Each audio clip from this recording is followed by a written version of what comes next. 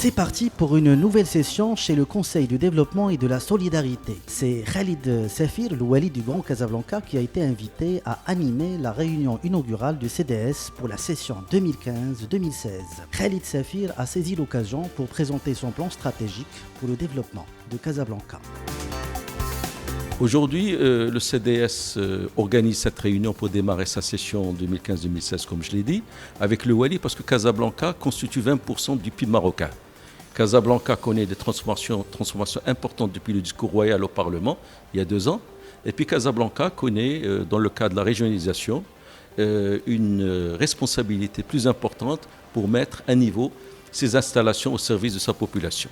La séance inaugurale du CDS coïncide avec l'élection des membres qui auront la charge de gérer le conseil régional ainsi que la mairie de Casablanca. La question de la gouvernance de la métropole se pose avec insistance ces jours-ci. Le président du CDS nous donne ici quelques éléments de réponse. Tous les espoirs sont permis, mais il est évident qu'il y a beaucoup de freins et beaucoup de contraintes. Il est indispensable que les Casablancais prennent leur destin en main. Les autorités de la ville et ainsi que les élus actuellement sont des gens qui sont conscients de la responsabilité collective pour faire un management à la hauteur de nos ambitions. Nous avons cité le cas de Barcelone où la gouvernance entre les corps élus et le management sont dissociés. C'est un peu la conclusion à l'arrivée de Casablanca et tout ce qui a été présenté à la fois dans l'exposé comme les questions témoigne d'un optimisme réel que les Casablancais peuvent espérer d'ici 4 à 5 ans que leur ville va connaître de grandes transformations.